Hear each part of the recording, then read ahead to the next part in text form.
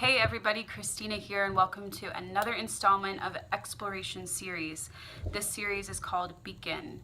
Now I'm picking that word very intentionally. This is our singular word. This is the word I want us to think about, is the beginning. In terms of a spiritual journey, an intentional move towards self-exploration, looking inward, how do we begin that? Why do we begin that? What is the cue that you need to begin this journey? For me, the first step was surrender. Surrender is quite possibly one of my favorite words. It's very weighted, it's very symbolic, it's very mythological. Surrender is an extraordinary word, and what it means to everyone is going to be very different. Quite literally means to give up or deliver over, which I think is really beautiful. For me, the beginning of my journey was a surrender. I think for many people, the beginning of looking inward is a kind of surrender. And by surrender, I mean a surrender to a chaos in your life, a certain kind of disappointment or pain.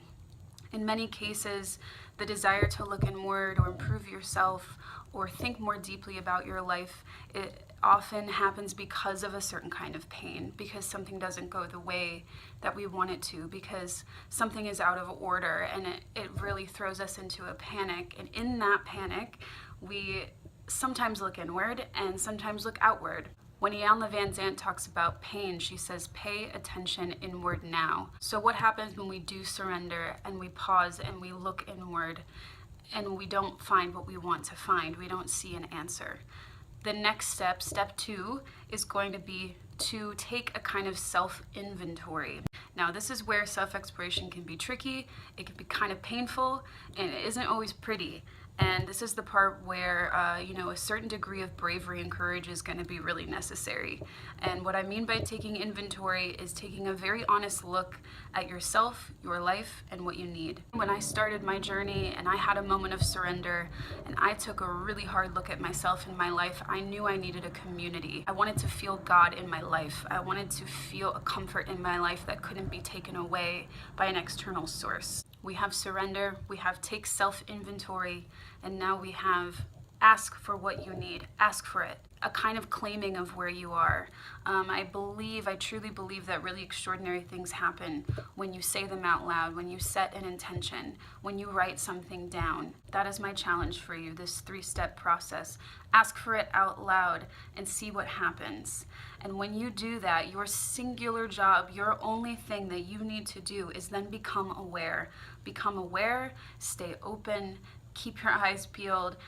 Messages for you in this time, in this very fragile time of a beginning, come in any form, come in many forms. It could be something a friend says, it could be a book that comes across your desk. Stay open, stay curious. When we ask for answers, answers will come to us in the language that we best understand. For me, 2 weeks after I had this moment of surrender, 2 weeks after I said out loud what I needed, almost desperately, I got directed to a community, to a place of meditation, to a community of people I could go to and grow with and learn from.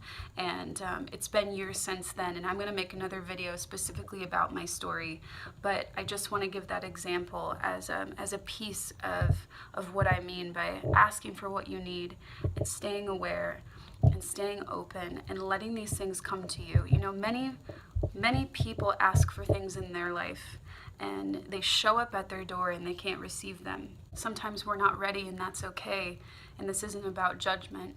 But if you are ready and you are wanting to begin and you do feel yourself at a point of surrender and you are able to articulate out loud or in writing what you need, then you are ready. You're ready to receive.